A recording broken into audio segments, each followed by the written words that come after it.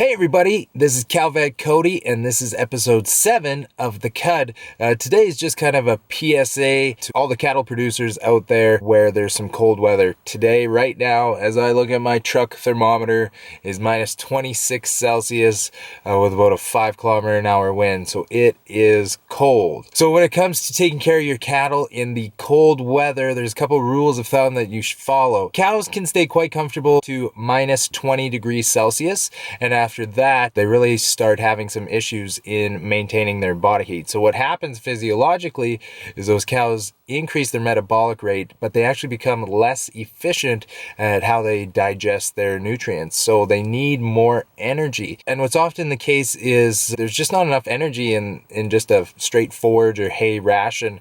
So a lot of times we have to add supplemental feeding such as grain in order for those cows to get everything that they need energy-wise to stay warm. And of course, there's lots of other factors. So thin cows have a really hard time staying warm. So if your herd has a lower body condition score than average, you need to up the energy content right away. If those cows are nice and fat, they can deal with a little better cold weather.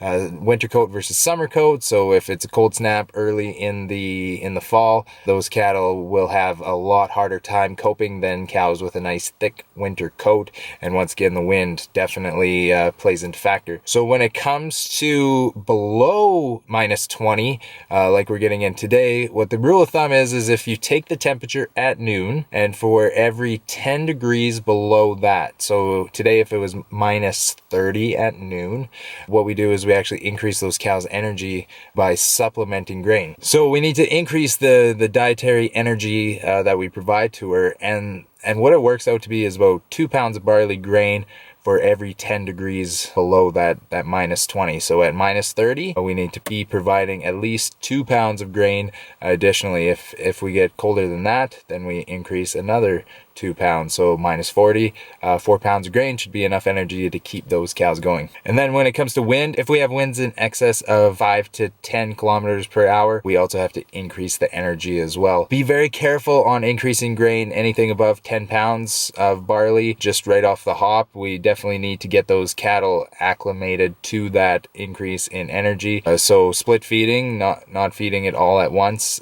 during the day, or doing a quick step up ration to that 10 pounds. That's got to be real cold and windy, so like blizzard conditions when those cows would be up to that type of level with the grain. Just adding 2 pounds of grain, but when the weather gets cold like this, is not an issue at all. Those cows can definitely handle that. And then also remember, those cattle are also going to be increasing their dry matter intake. That can range anywhere from a 5 to 30% increase in the dry matter.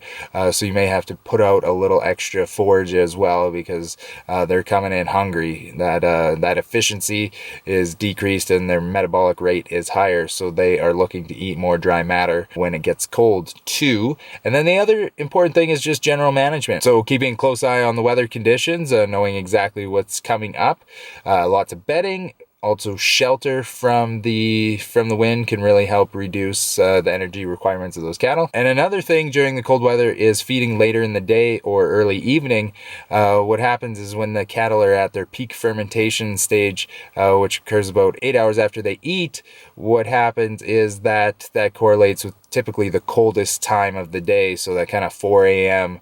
To 6 a.m. period. So those cattle will stay warmer during those very cold temperatures throughout the day, with a late feeding schedule as well, and also providing adequate water. So there is still producers that rely on snow for water consumption, which can be okay in a lot of circumstances, but when it gets cold like this, if you limit water, that's also going to limit feed intake, and when we limit feed intake, we limit the amount of energy that they have to stay warm. So providing lots of free choice water when it gets cold like this, I know that's hard, but it definitely is something that needs to be done. And lastly, just sorting off thin cows and providing them with a little extra TLC. Those cows are under a lot of competition for sure. We're really lucky right now because we're just in December, so these cows are getting on mid to late gestation, so their energy requirements aren't nearly as high as they would be in lactation. If we got a cold snap during peak lactation, we really need to be paying attention in that those cows are getting at least 11% protein and 65 TDN in order for them to even just maintain lactation, and then add cold weather on top of that. So that's also another important consideration of where those cows are at in their production cycle. Okay, so that's it on the PSA. Just try to keep those cows nice and warm. I could not imagine staying outside all night. I would die.